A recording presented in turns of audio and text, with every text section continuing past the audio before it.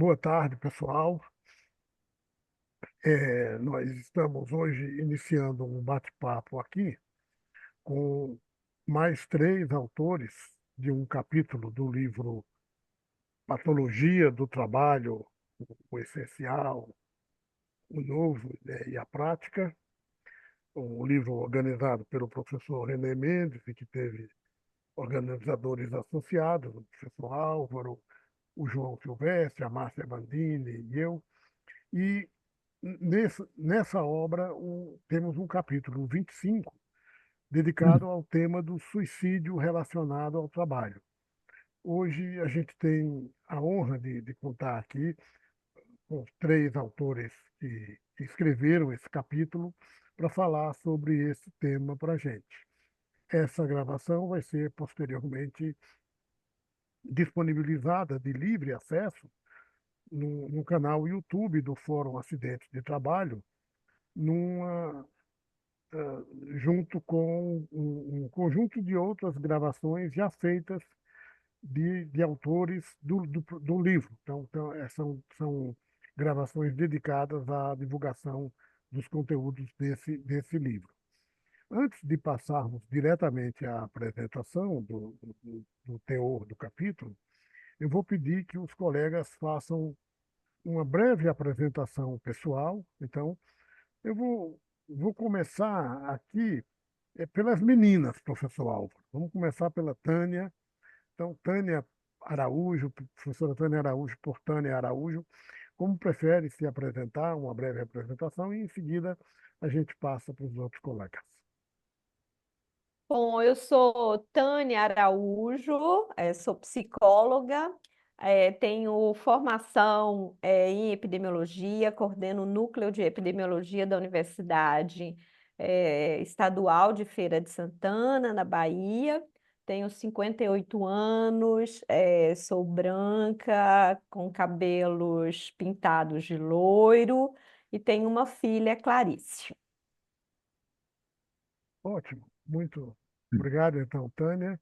Professor Álvaro Merlo. Então, eh, atualmente eu sou um professor aposentado da Universidade Federal do Rio Grande do Sul. Eu trabalhei até o ano passado, faz um ano já.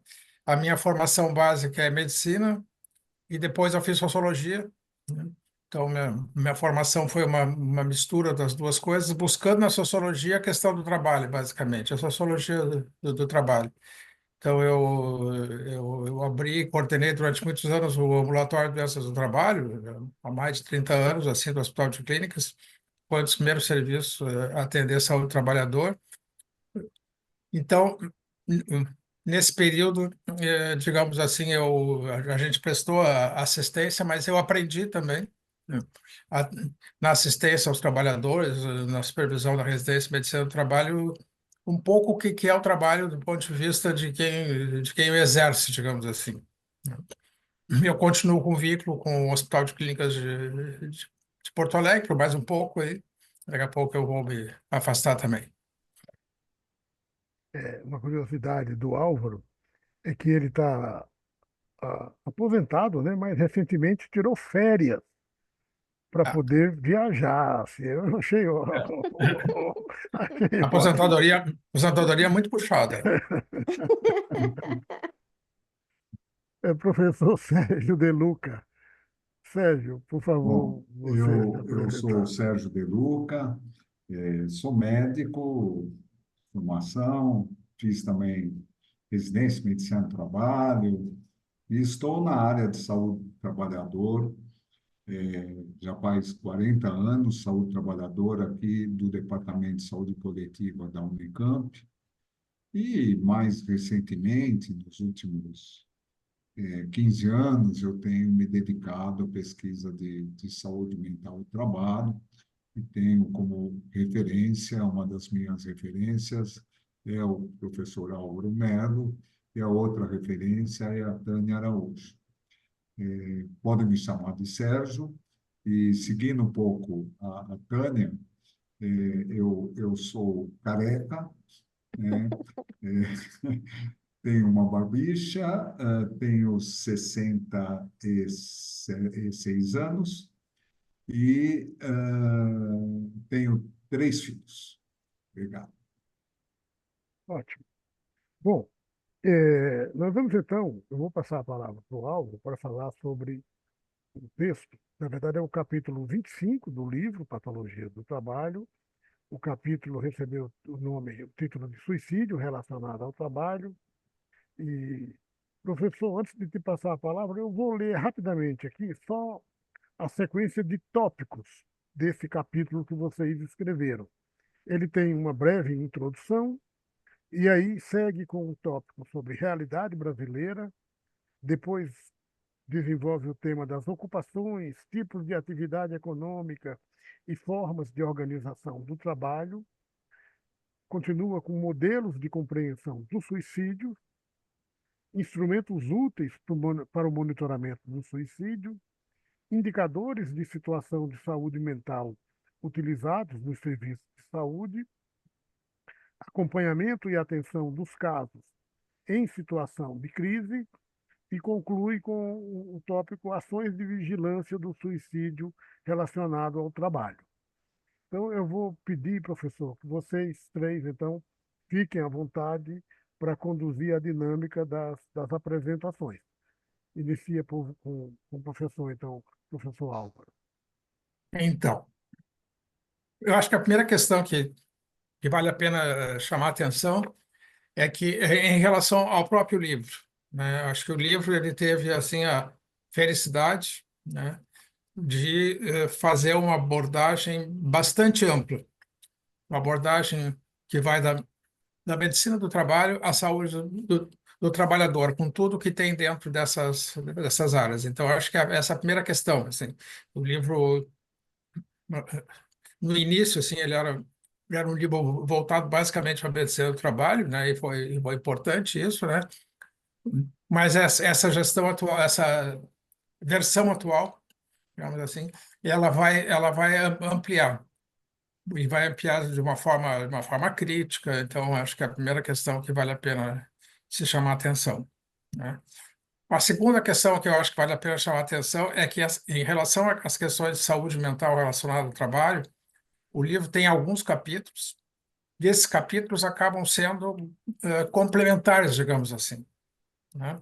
Não é um capítulo que trata a questão de saúde mental só a partir de um ponto de vista, ou a partir de uma metodologia, ou a partir de uma área de conhecimento, mas são vários capítulos que o leitor, né, quando se aproximar, assim, ele vai ter a possibilidade de ver abordagens que, que, na verdade, não se contradizem, elas são complementares, né? Elas vai depender do tipo de intervenção, vai depender do tipo de observação que o leitor vai fazer. Então, eu acho que o livro teve um grande mérito, assim, que não tem nenhum outro livro, né? Não tinha sido produzido até hoje nenhum outro livro que tivesse essa abordagem mais ampla. Então, é bem importante. Esse capítulo, então, é um capítulo que foi construído entre várias pessoas, né? Deixa eu só lembrar aqui, né? Que foi também pela Carla Botega, pela Karine Pérez e pela Marcele Schreider Tonet, que foram, há muitos anos atrás, minhas mestrandas e doutorandas, e hoje são professoras, são pesquisadoras, atuam basicamente na área da psicologia do trabalho, né? Então, esse capítulo, então, a ideia do capítulo é tentar mostrar essa relação entre processo de trabalho e saúde mental.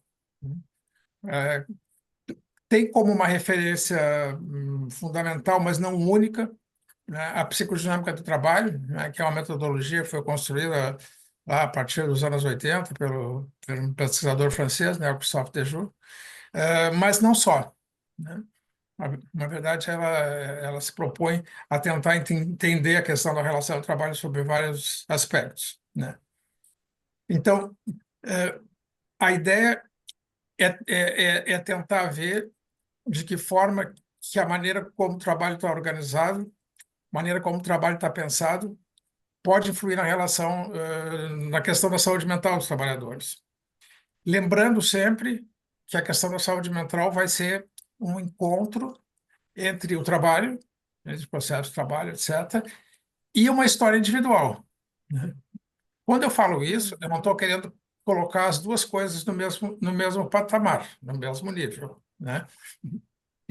Há um tempo atrás, eu fiz uma palestra no pessoal da Justiça aqui do Rio Grande do Sul, que eu não vou explicitar quem era, e que a pessoa que estava coordenando depois me contaram que ela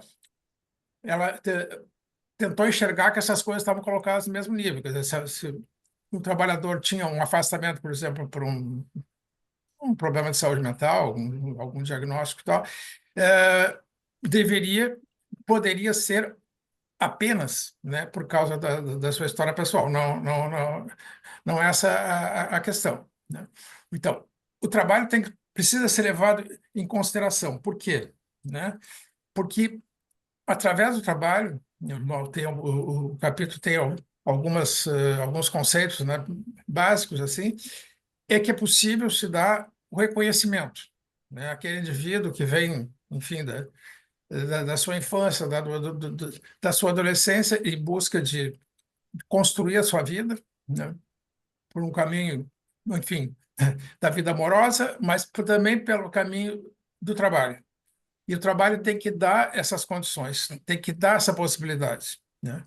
O trabalho, como era feito há 30 anos atrás, né, no tempo do velho e ruim Taylorismo-Fordismo, né, e depois com o processo de reestruturação, ele, apesar dos problemas, né, ele oferecia um espaço maior, digamos assim, para o trabalhador construir a sua identidade, né?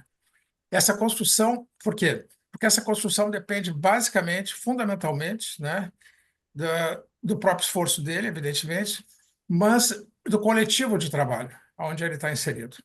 O coletivo de trabalho ele é fundamental, né? Primeiro, ele precisa existir, né? E a gente, então, no capítulo, chama a atenção que o trabalho se modificou, se transformou nos últimos 20, 25 anos, enfim, vem se transformando, né? Aonde, em primeiro lugar, os coletivos de trabalho estão sendo muito desmontados, né? A gente pode ver isso de uma forma macro, em relação aos próprios sindicatos de trabalhadores no Brasil, não só no Brasil, no mundo, né? Centrais sindicais assim, perderam muito a força, né? Não desapareceram, não vão desaparecer, evidentemente, tem um papel importante, mas tem uma influência menor, né? Porque no mundo do trabalho as pessoas foram colocadas são colocadas facilmente em competição umas com as outras, né? E isso desmonta essa relação. Eu preciso do olhar do outro, né, para dizer quem eu sou, para dizer que o meu trabalho está sendo bem feito. E esse olhar tem que ser de alguém que tenha conhecimento daquela atividade, daquele métier, daquela profissão, né? Então, os coletivos são essenciais. No momento que se coloca os trabalhadores em competição uns com os outros, isso do Taylorismo, né? Por pior que fosse, né, ele não existia uma relação de colaboração e tal. Ele desmonta essa possibilidade, né? Então, o que importa é medir, entender a qualidade do trabalho que eu faço, não a quantidade. Então, alguém que trabalha, por exemplo, hoje em um banco, né, pode ser privado ou público, né, pegando o exemplo brasileiro, né, é muitas e muitas vezes colocado em competição com um colega que trabalha na mesa ao lado, né, e que antes era um companheiro, antes era alguém que conseguiria dizer que o trabalho daquela pessoa está sendo bem feito, elogiar ele, enxergar ele se ele chega algum dia triste, por exemplo, no trabalho, né? Se ele tem algum transtorno depressivo. Então, essas novas formas de organizar o trabalho, que por trás tem toda uma discussão que o capítulo chama atenção, né? Que é a preponderância hoje do setor financeiro, né? No trabalho, que é uma coisa que continua se expandindo, né? Vai dar uma dinâmica para o trabalho que é muito, muito, muito mais penosa e, não sei qual é a palavra, assim, muito mais agressiva, né, em relação à saúde mental das pessoas, né? Quando eu estou falando de saúde mental, eu não estou esquecendo, evidentemente, que existe a saúde física, né? As condições de trabalho, principalmente na realidade brasileira, né? A gente vive ainda nessa mistura entre modelos antigos de processo de trabalho, intervenção, né, e pressão por produtividade e prêmios, né, para as pessoas competirem umas com as outras, né? Então, o Brasil, eu chamei há muitos anos atrás esse modelo de modelo Frankenstein, né? E é uma mistura dessas coisas todas, colocada ainda as condições de vida da população. A população brasileira ela ainda tem condições muito precárias, né, de vida, além das questões outras todas relacionadas aqui, que outros capítulos do livro dão conta, como a questão do racismo, a questão né, do machismo, enfim, das relações entre os homens e mulheres, assim, coisas que estão longe de serem resolvidas e que vão também ser colocadas. Mas, enfim, voltando ao capítulo, né? Essa ideia do isolamento vai produzir um quadro, entre aspas, que uma autora lá chama de patologias da solidão. Patologias que é esse processo de entrar numa situação de competição, onde o coletivo de trabalho desaparece, e aquele indivíduo tem que segurar por si só, segurar sozinho, né, a realidade do trabalho, além, enfim, da sua história pessoal, das suas relações familiares, etc., etc., mas no mundo do trabalho, segurar sozinho.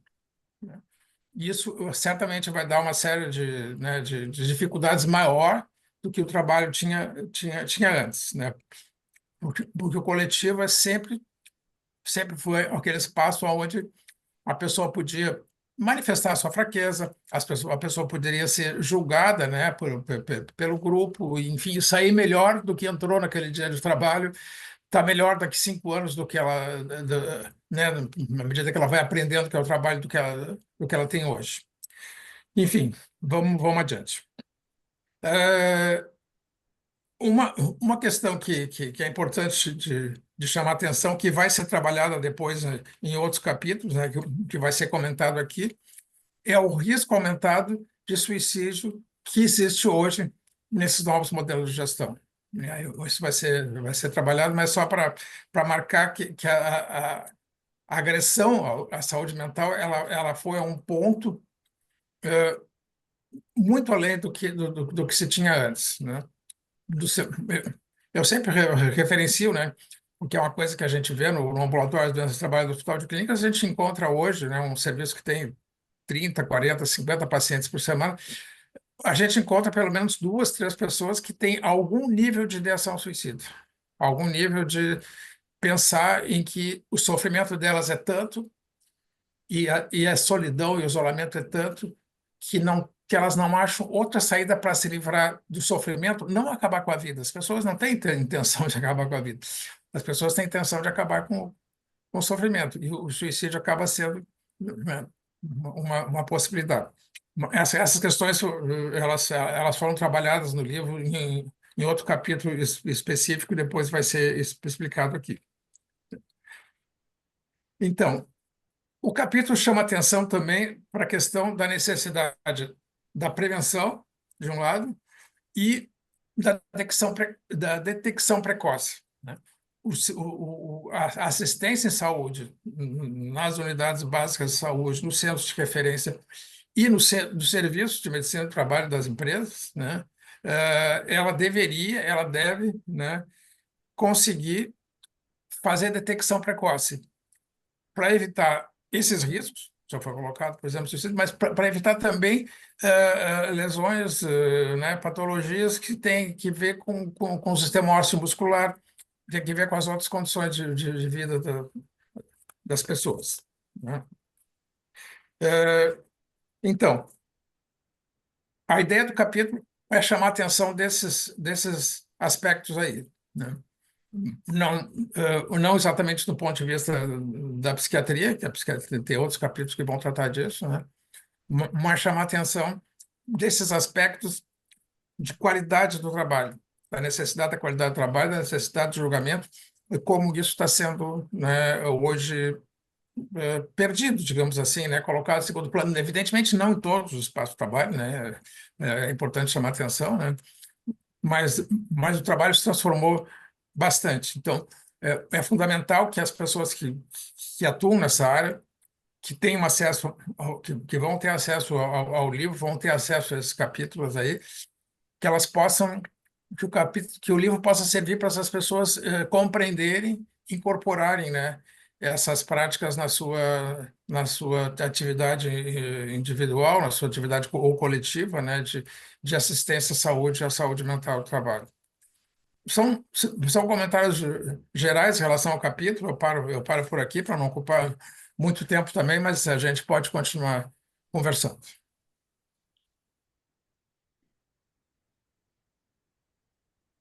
Ok, professor, então, na sequência agora, conforme a gente tinha conversado, acho que o De Luca ia pegar uma questão para desenvolver.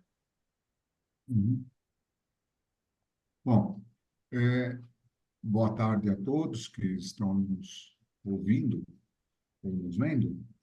Eu queria, então, retomar um pouco essa questão que o professor Álvaro colocou. E realmente o mundo do trabalho contemporâneo mudou muito, né? E a gente tem aí uma situação que a gente chama de precarização do trabalho, que são situações, por exemplo, como os trabalhadores de aplicativos, pessoas informais, terceirizações e tal, que mudou muito essa questão de solidariedade, né? Quer dizer, quando a gente pensa em empreendedorismo, né? Cada trabalhador, como o professor Álvaro falou, hoje é um gestor da sua própria vida profissional. Ele está sozinho porque existe uma competição muito grande. Então, não é só o trabalhador de aplicativo que é gestor para sobreviver, que ele é um empreendedor. O próprio trabalhador assalariado, ele se vê sozinho e ele tem que administrar, como o professor Álvaro colocou, essa solidão, né? E principalmente essa performance, né? Uma empresa que está cobrando performance, está cobrando metas, e aí fica difícil, né? E quando ele tem uma vulnerabilidade, ele não consegue acompanhar, ele não tem com quem falar. Por que que ele não tem com quem falar? Porque, ao contrário de um acidente de trabalho que aparece no corpo, o sofrimento da pessoa por dentro, os outros não estão vendo e ele tem dificuldade de pedir ajuda. Então, essa é uma primeira questão da invisibilidade da dor psíquica, do sofrimento, do transtorno mental. É por isso que o professor Álvaro coloca que é uma patologia da solidão. Agora, se a gente for pensar hoje nas ocupações, né, a gente lá no passado, você tinha lá o ferramenteiro, tinha o marceneiro, tinha aquela pessoa fixada no posto de trabalho, aquele métier conhecido, né? Hoje, eu pego as carteiras de trabalho de pessoas que eu atendo no nosso ambulatório, ele vem como operador multifuncional, serviços gerais, né? Ele vem com uma polivalência que você tem que perguntar. Está escrito lá, operador de porca da parafuseta, você tem que perguntar para ele o que é isso. Ele vai falar como que é o trabalho. Então, hoje, não dá para a gente rastrear só por uma ocupação. A gente tem que conversar com ele e falar o que você faz, como você faz, você gosta do seu trabalho, você gosta do seu chefe, você tem apoio. Então, são perguntas que você vai ver o contexto na qual ele está se virando. Ele tem que se virar nos 30. Então, eu acho isso muito importante.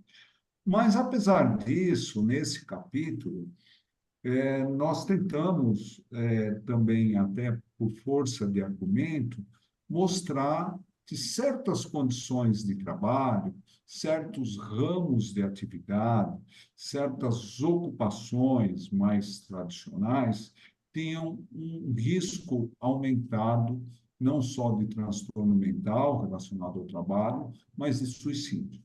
Então, nessa parte, nós fizemos uma revisão sistemática da literatura e nós encontramos que algumas ramos de atividades têm um risco aumentado de suicídio do que outras, e algumas ocupações. Então, em relação aos ramos de atividades, a gente tem que chamar atenção por alguns, né? O primeiro são os trabalhadores da saúde, que estão, que atendem os pacientes, que atendem os familiares, que absorvem todos os problemas de saúde dos usuários, que têm, às vezes, condições precárias de trabalho e tem que se virar. Tem ainda os turnos noturnos, os turnos de trabalho, vários trabalhadores da saúde, acima de tudo, pessoal da enfermagem, técnicos de enfermagem, às vezes tem que fazer uma dupla jornada por causa do salário, trabalhar em dois hospitais, 12 por 36 num, 36 num hospital, 36 no outro. Tem essa vida misturada, né? Porque ele vai para casa, a gente viu o que aconteceu na pandemia. Então, assim, os trabalhadores da saúde é um grupo e tem essa proximidade, né, do trabalhador da saúde, ele está próximo também de substâncias, está próximo de medicamentos, da qual, no momento de crise, ele pode fazer uso.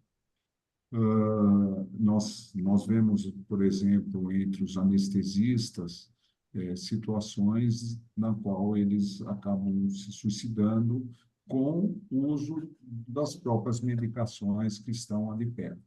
A mesma coisa a gente observa com relação aos militares, né?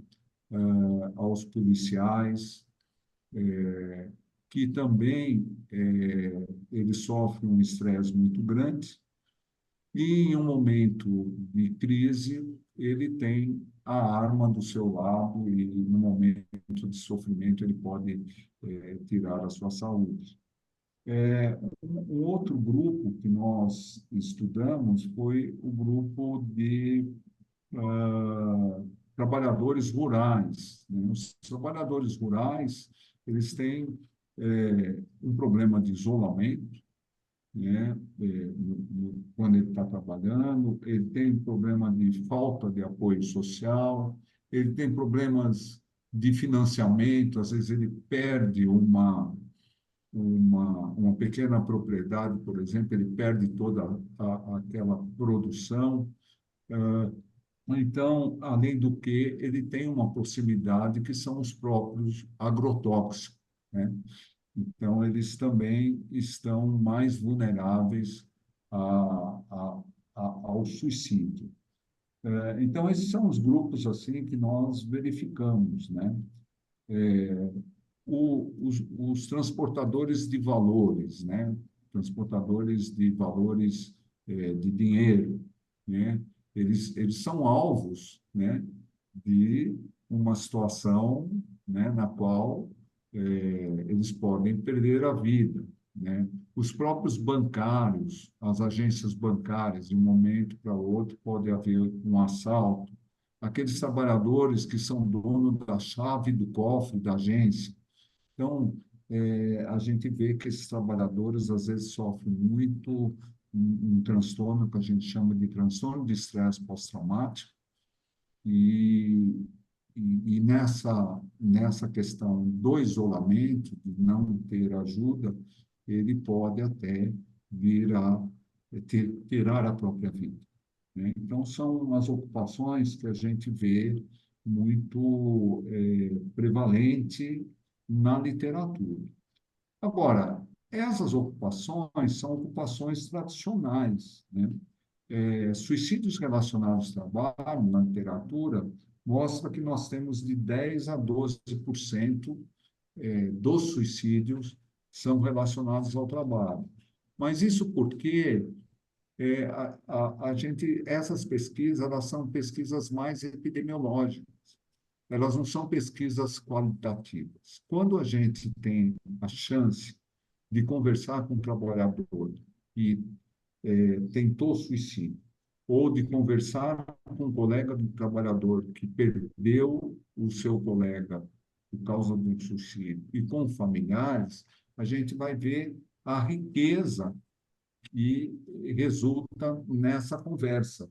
Então, a importância das narrativas, né, desses sobreviventes, e aí a gente vai encontrar o fator do trabalho em relação ao suicídio num nível muito maior, né? Quase 80% a gente vai ver quanto que o trabalho contribuiu. E nós temos um grupo de pesquisa muito interessante, da qual o professor Álvaro participa e outras pessoas, sobre suicídio, e que a gente vê que o grande problema hoje, né, são, primeiro, né, os trabalhadores invisíveis que não fazem parte dessas estatísticas. Então, o trabalhador informal, o trabalhador de aplicativo, o trabalhador que é um controlador de voo, ou o trabalhador de coletor de lixo, esses trabalhadores eles não aparecem nas estatísticas porque não são estudados, né? Então, apesar disso, a gente sabe que o nível a prevalência de suicídio é muito maior. E aqui no Brasil nós temos um problema dessa falta de dados, né, do próprio atestado de óbito e da investigação. Então, vejam só, aqui no Brasil, as causas de morte por causa determinada é maior do que o número de suicídios, né? Para a gente ver como existe uma vulnerabilidade desses dados. Então, o que eu queria reforçar é que hoje nós temos visto, estudamos 4 casos de suicídios e relacionados ao trabalho, e que o que apareceu de mais importante é esse processo de privatização das empresas, processo de PDV, processo de demissão voluntária, seguido de humilhações, seguido de assédio, seguido de transferências. Isso dá uma situação, cria uma imagem abalada de menos-valia, de inutilidade. As empresas que compram faz questão de colocar isso, e essas pessoas acabam se suicidando. Então, hoje, o trabalho moderno ele é avassalador do ponto de vista de resultado, porque quem compra hoje a empresa, ele quer resultado a curto prazo. Não importa se é o João ou se é a Maria, não interessa o nome das pessoas, não interessa a cultura. O importante são os números e os resultados.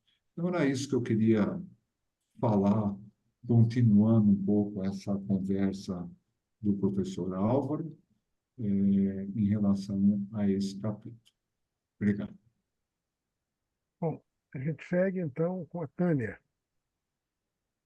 Eu acho que as questões, né, que tanto o Álvaro quanto o Sérgio já trouxeram já ajuda bastante, né, na descrição do capítulo. Então, eu queria só retomar alguns pontos que as pessoas vão poder encontrar no capítulo, né? Porque a gente tentou também assim trabalhar o contexto, trabalhar um pouco o que é que a gente tem de produção sobre as ocupações, né? E a presença deste evento, pensar os modelos explicativos, como é que a gente pensa o suicídio, e pensar um pouco também do ponto de vista da prática, o que que a gente como é que a gente pode pensar as intervenções, né, considerando esse evento tão dramático. Eu acho que a primeira questão importante, né, que a gente gostaria de ter bastante destaque nesse capítulo, é a forma como tradicionalmente a gente interpreta um suicídio, né?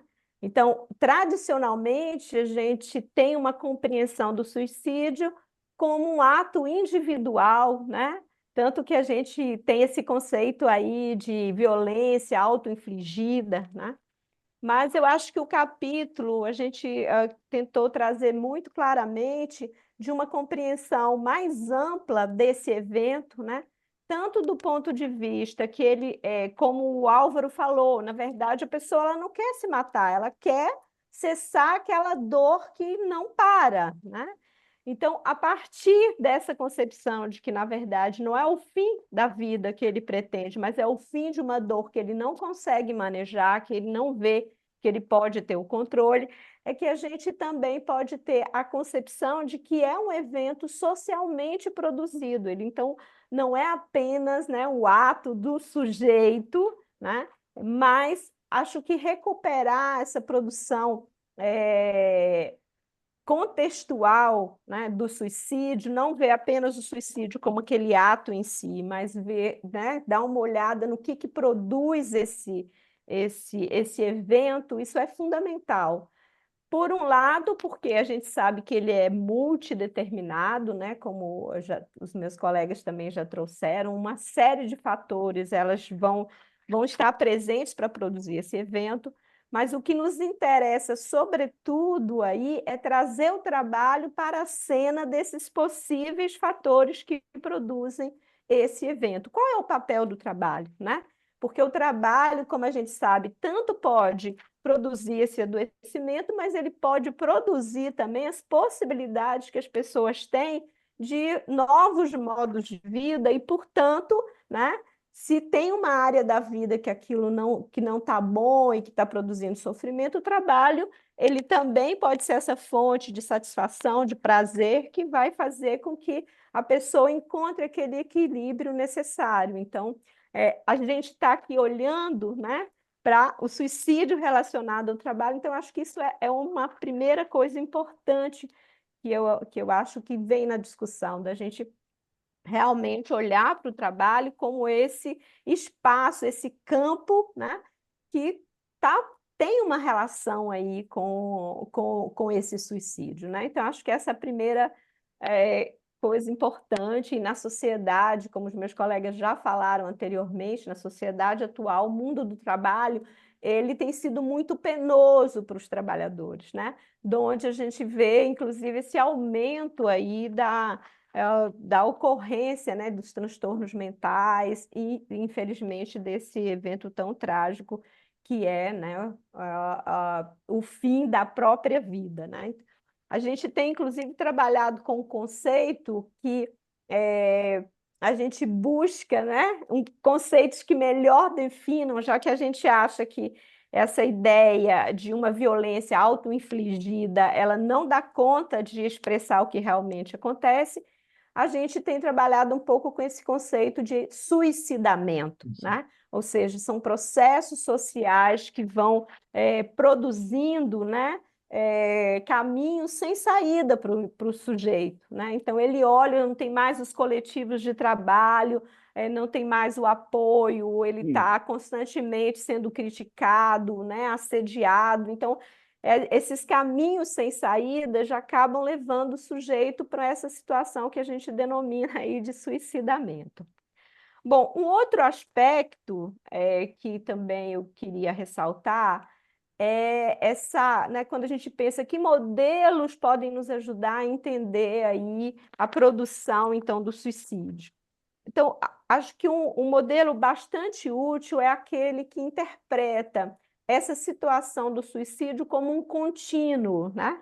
Então, o suicídio, ele é o ato final, né, dessa tragédia que vai se construindo. Então, ao pensar esse contínuo, a gente pode pensar em vários momentos, né, que a pessoa, várias etapas, digamos assim, de um certo caminho que produz esse fato específico, que é o suicídio. Então, ele é como se fosse aquela gota final num balde, né, onde a gente colocou humilhações, desrespeitos, desesperanças, mágoas, né? Desvalorização de si mesmo, enfim.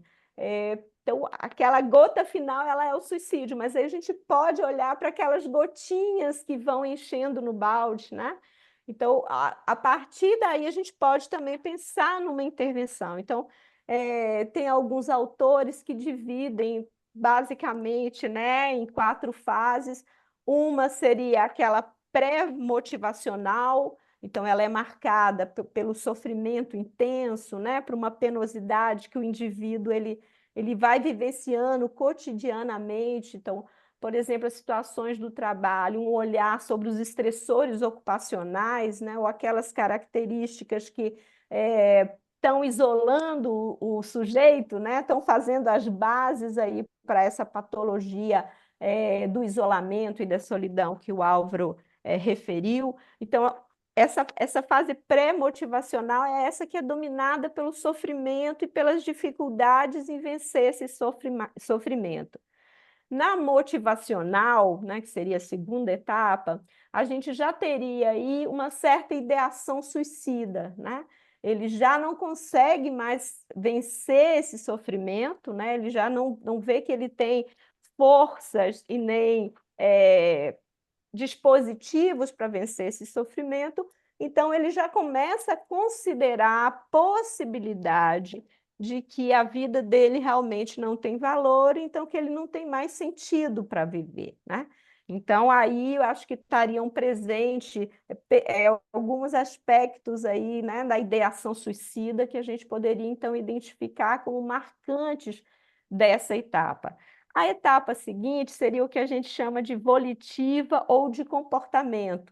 Então, além da ideia, né, de possibilidade que isso possa acontecer, ele já tem aí, né, alguns planos, ele já vai tecendo ações, né? Como é que ele vai construir esse momento? Então, por exemplo, ações de automutilação, elas estão presentes aí, né?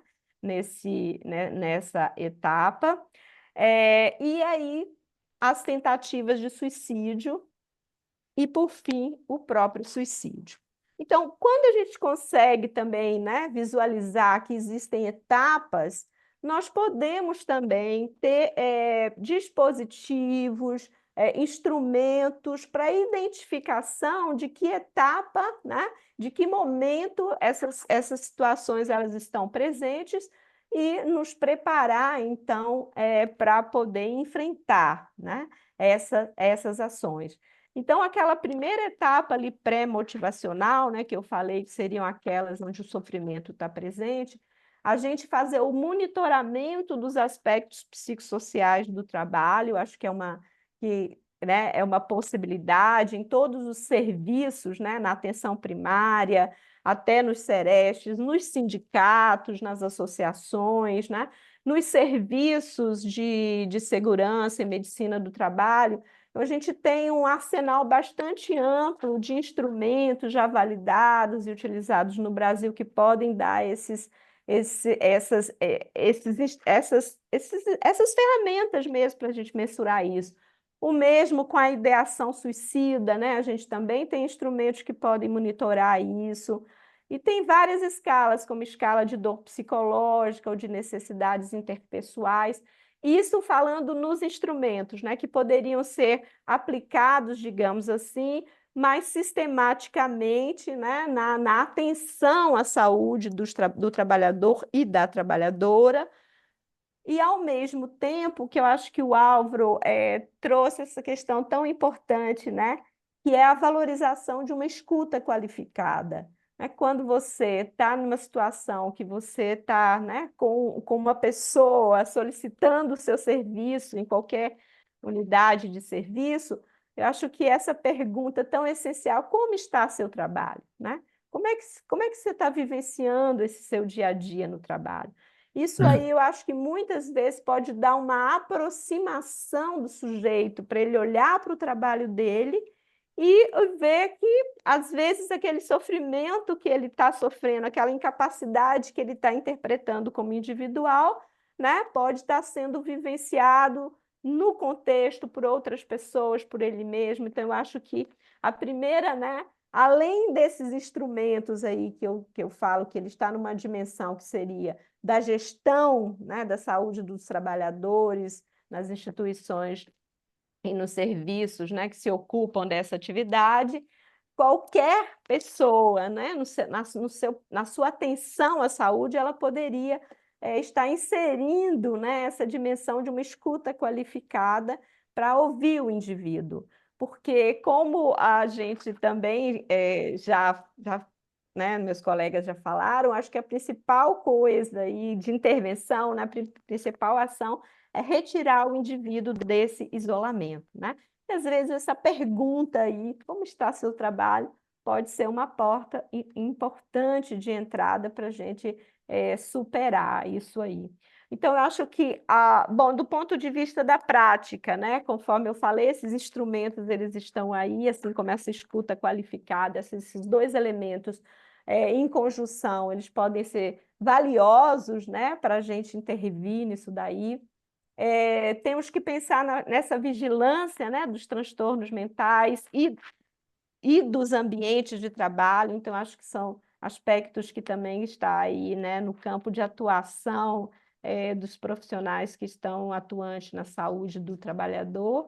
E lembrar também que a gente precisa pensar numa linha de cuidado, né? Porque tem pessoas afetadas e essas pessoas afetadas elas também precisam aí de estar sendo acompanhadas, pelo menos nesse momento, né, de crise, no que a gente identifica que aquela dor ali ela está muito intensa, ela precisaria, né, de um certo respiro. Então, eu acho que são muitas atuações, Edelberto, que a gente pode pensar tanto do ponto de vista, né, da gestão da saúde do trabalhador e da trabalhadora, com foco na vigilância dos transtornos e na vigilância dos ambientes de trabalho, como a gente também pode pensar aí nessas formas, né, dessa escuta que foca no sujeito para a gente lembrá-lo de que eles não estão sós, né, que nem tudo depende da vontade, né? Como está tão em voga nos coaches, se esforce que você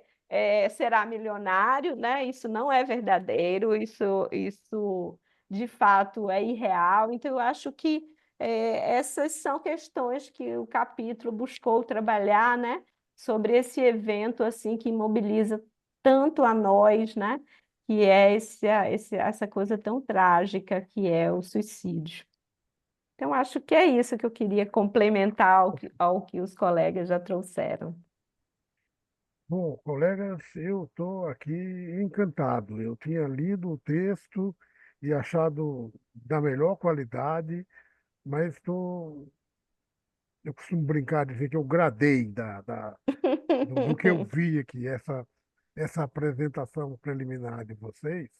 E eu queria só aproveitar para, assim como o Álvaro lembrou que o tema da saúde mental ele é tratado, abordado em outros momentos do livro, né? Que eu espero que a gente possa ter continuidade aqui, Álvaro, trazendo você e os outros colegas com quem escreveram o capítulo 7 do livro lá, né? Da, da, da, e há também um capítulo que o Sérgio escreveu. Eu espero que a gente possa continuar provocando aí, mas que E, na verdade, quando eu pensei nesse convite, a gente tinha pensado nesse convite ainda antes do início do mês de setembro, que foi um setembro amarelo, né, dedicado justamente à prevenção do tema do suicídio. Mas o colega aposentado estava de férias, estava difícil de encontrar com ele. Então a gente vai continuar assim o tema. Mas eu queria primeiro aproveitar, Álvaro, para perguntar para você, para o Sérgio, assim, feita essa primeira rodada, se tem alguma coisa a mais que vocês gostariam de complementar, de destacar e chamar a atenção que, assim, da importância da leitura desse capítulo, de que os colegas aquelas pessoas que assistirem a esse vídeo, né, de saberem que praticamente esses temas que foram comentados estão mais desenvolvidos com uma série de referências que poderão ser buscadas para complementar e também os colegas que estão apresentando aqui podem receber outros convites para continuar falando. Então, num primeiro momento, te devolvo a palavra, Álvaro. Tá. Não, a única questão que me ocorre, assim, como esses vídeos vão ser dirigidos para a população, vamos assim, em geral, assim, aos trabalhadores, aos sindicatos de trabalhadores, etc. O comentário que eu queria fazer em relação ainda a essa questão que está sendo trazida aqui do suicídio é a importância, primeiro, de quem convive com trabalhadores, por exemplo, em um sindicato, mesmo que o sindicato não tenha uma assessoria de saúde específica, mas as pessoas conseguirem perceber e tentar informar e informar os seus colegas, os seus companheiros, né, que uma pessoa que está nesse processo de sofrimento, né, sofrimento psíquico, ela, em geral, tem sintomas, digamos assim, visíveis, né? Tem manifestações que são visíveis, principalmente para quem já conhece essas pessoas, e que esse processo de tirar a pessoa da solidão, ele é fundamental, né? É, por essa experiência lá que a gente tem no ambulatório do nosso trabalho, e aquela questão né, que a Tânia traz, assim, perguntar assim, como é que está a tua relação com o trabalho? E essa pergunta, né, eu trabalhava essa questão com os estudantes também, estudantes de medicina, assim, eu dizia, é importante fazer essa pergunta. Muitas vezes, as pessoas que estão, né, no caso do ambulatório, as pessoas vêm por outros motivos. Dificilmente alguém vai procurar o serviço de atenção à saúde do trabalhador para falar da questão de saúde mental, né? Muitas vezes as pessoas veem isso como uma debilidade pessoal, né? Além da questão da competição dentro do ambiente de trabalho, que as pessoas não devem manifestar fraqueza, mas as pessoas vão vivendo, né, períodos de solidão muito grande. Então, essa pergunta pode tirar a pessoa daquela situação e fazer ela repensar ou pensar sobre o que é a relação dela com o trabalho, né? Pela nossa experiência lá, muitas vezes, essa simples pergunta para uma pessoa que vem buscar atenção em saúde, que não é em relação à saúde mental, é em relação à saúde física, provoca nesse indivíduo uma crise, digamos assim, provoca choro, né? E aquela consulta, enfim, ela acaba sendo ocupada, né, o tempo inteiro por essa manifestação de um sofrimento que transborda, né? Né, isso que eu estava colocando antes, quando a gente fala isso muitas vezes, eu falava muitas vezes para os alunos, eles diziam, mas o que eu vou fazer com essa situação? Eu não sou psiquiatra, eu não sou psicólogo, eu não sou da área de saúde mental, o que eu vou fazer com isso, né? Então é importante as pessoas se darem conta, no sindicato dos trabalhadores, enfim, no seu cotidiano também, gente que não está necessariamente na área da saúde, que tirar a pessoa desse processo de solidão permite que ela comece a se distanciar, né, daquela situação de sofrimento que estava dentro da própria cabeça, permite que ela consiga enxergar um pouco fora dela. e não existe nenhum risco, isso é importante chamar atenção, de indução do suicídio a partir do momento que se viabiliza, em que se abre essa porta, né? No momento que se abre essa porta e tem alguém na frente que tem uma postura de escuta, pura e simplesmente escuta, mesmo que não seja uma escuta técnica, mesmo que não seja uma pessoa com treinamento, ela vai tirar aquele indivíduo da solidão e vai permitir que ele faça o seu processo de raciocínio e talvez de distanciamento em relação ao que está acontecendo na vida dele. Então, não há nenhum risco, digamos assim, que esse tipo de atitude vá induzir, né, isso já está bem estabelecido, induzir a pessoa a cometer um ato de suicídio. Então, é, né, nós que construímos esses capítulos de saúde mental, a gente está muito impactado ainda, né, preocupado com as coisas que estão acontecendo e principalmente com essa situação de isolamento de solidão, né? Então, é uma coisa que as pessoas podem fazer mesmo sem serem técnicos da área, né? E que é ficar atentos. Muitas vezes o sofrimento daquela pessoa não tem que ver com o trabalho. Não estou dizendo que o sofrimento todo tem que ver com o trabalho, ou, sabe, a ideação suicida. Não, em nenhum momento se diz isso, né? Mas abrir a possibilidade da pessoa falar é fundamental, né? É uma coisa mais ou menos simples, e é fundamental. Se aquela pessoa, se o sofrimento dela não tem que ver com o trabalho, ela vai dizer que não tem que ver. Ela vai dizer que tem outras histórias, entende? Tem outras questões relacionadas à vida dela que tem que ver com aqueles sofrimentos, né?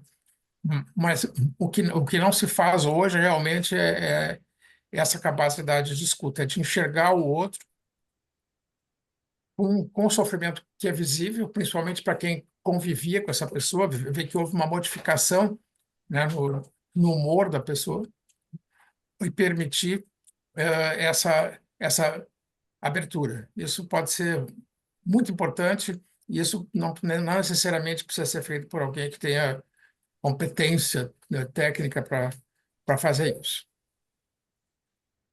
E nesse capítulo, o Edelberto, desculpa, caiu minha ligação, eu tive que entrar pelo celular, caiu minha internet aqui, e eu perdi um pouco da fala da professora Tânia, e eu espero não ser repetitivo, mas continuando essa conversa do Álvaro, eu acho que o grande desafio nosso é estimular os profissionais de saúde a fazer essa pergunta, né?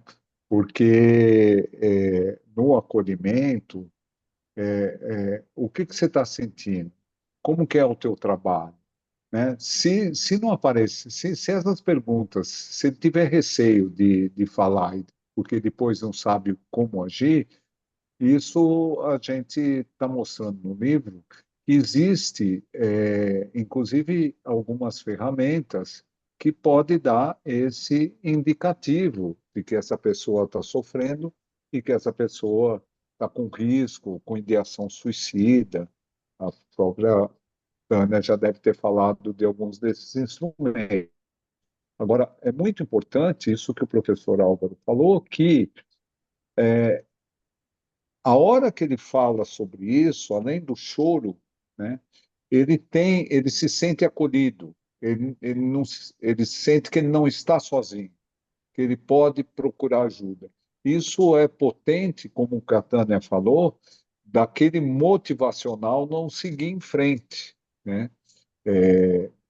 Parar por aí, né? Então, a gente, nesse capítulo, acho que a gente gostaria de estimular as pessoas para também usarem essas ferramentas e, como o professor Álvaro falou, dizer que não é um médico que vai resolver esse problema, mas um profissional de saúde. Basta ser uma outra pessoa que está disposta a ouvir. Então, eu acho isso fundamental para que a gente evite, né, que uma ideação suicida se transforme em suicídio.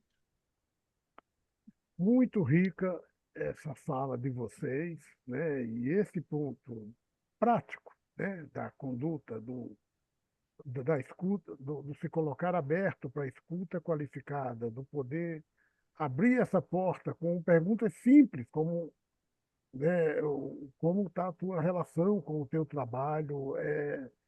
Muito, muito, gostei imensamente desse ponto. Eu, eu queria voltar para a Tânia, e depois eu tenho também uma outra questão aqui para continuar esse bolo aí. Tânia, eu gostaria de complementar alguma. Assim, 30 segundinhos apenas. Eu acho que uma questão importante também é a gente mobilizar os gestores do trabalho para essa dimensão tão importante, né? Que é você ter coletivos nos locais de trabalho. Então, às vezes, aquele horário do cafezinho, onde as pessoas ficam conversando, vamos suprimir o cafezinho, ou o momento que as pessoas podem estar se encontrando, né? Acho que tem uma fala muito importante no sentido de que esses coletivos, eles são altamente protetores da saúde das pessoas. Então, esses tempos vazios da produção, né, que todo o processo produtivo quer acabar com isso, que seria esses momentos que não estão aplicados na produção, são equivocadas. Exatamente esses espaços, né, que as pessoas podem se encontrar, podem dividir, podem desanuviar, são importantíssimos até para um trabalho assim, com um desempenho melhor, né? Então, eu acho que isso é uma coisa importante também da gente recuperar, sabe? De que, de fato, o convívio das pessoas, o fato delas, né, estarem uma podendo ver a outra, conversar. Eu acho que esses espaços eles são muito importantes e muitas vezes, né, o trabalho agora, esse layout, né, do trabalho que está todo mundo junto, porém todo mundo separado, né, nas baias, por exemplo, isso aí, de fato, acho que são questões que a gente precisa rever, né, do ponto de vista de se há esse movimento, né, de evitar que as pessoas possam estar em contato, acho que isso contribui muito por essa patologia do isolamento e da solidão, e a gente deve criar possibilidades ao contrário, né? Acho que essas questões todas, né, os sindicatos, por exemplo, acho que fazer atividades culturais onde as pessoas possam ir para se encontrar mesmo, para bater papo, sabe? Eu acho que cada vez mais a gente está vivendo um mundo que nos enclausura nas nossas casas, né? Tanto que a gente agora fica trabalhando em casa, mas acho que voltar a ter contato com as pessoas, né? O ser humano ele é um ser relacional, então essas medidas que nos conecte são fundamentais. Eu acho que isso que eu queria também reforçar aí, Delberto. Olha, quando eu estava pensando nessa conversa, eu tô, eu vi dois livros que eu estou terminando de ler. Foi toca um tema bastante falado por vocês aqui hoje. São dois livros de filósofos. O Byung-Chul Han, o livro mais novo dele, chama O Espírito da Esperança, contra a Sociedade do Medo. Então, fala bastante dessa questão do isolamento, de estarmos numa sociedade do medo, né? A gente, mais do que medo de pandemia, a gente está numa pandemia de medo, né? E de como que o medo é um sentimento que cria uma atmosfera depressiva, né? Que, que pode atiçar o ódio, que reduz os espaços de solidariedade, de amistosidade, de empatia. Então, enfim, vão causando um embrutecimento na sociedade. Então, falando de uma mudança no nível macro da sociedade, que também vai se refletir no espaço do mundo do trabalho, alimentando esse processo, né, as origens desses processos de isolamento das pessoas.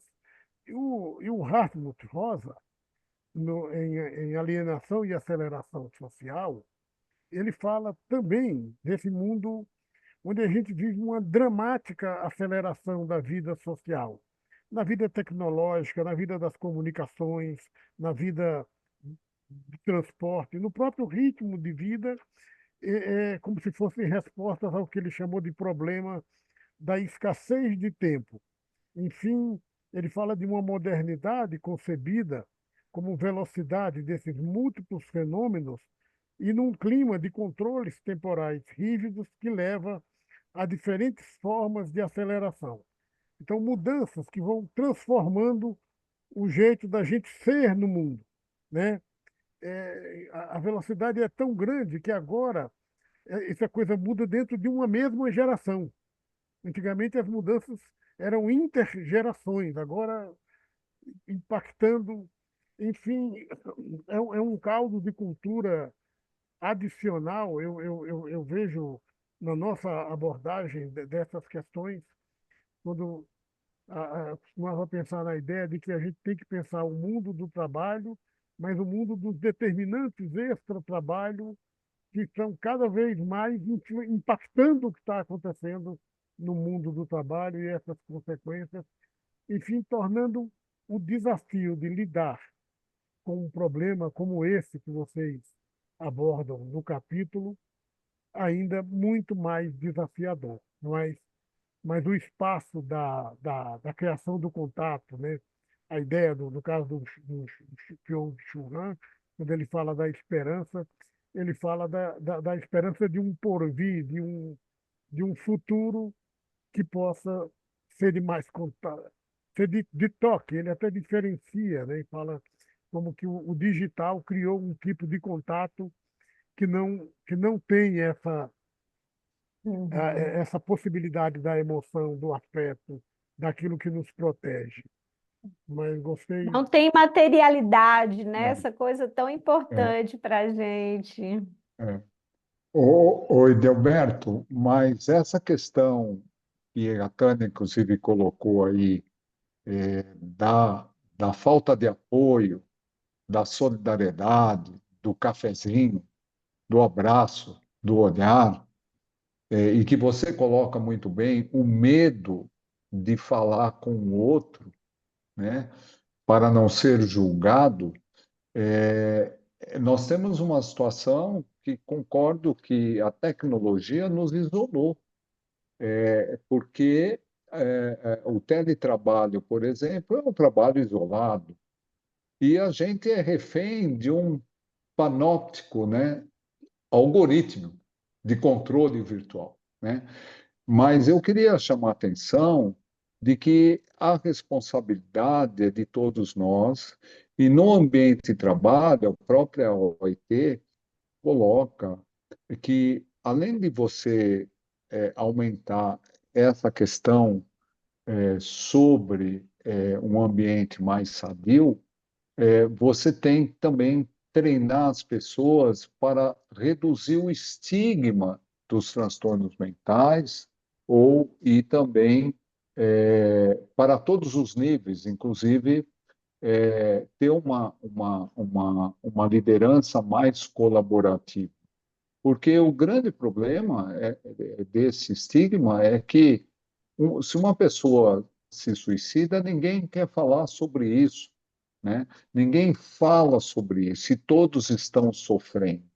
E nós precisamos falar sobre isso.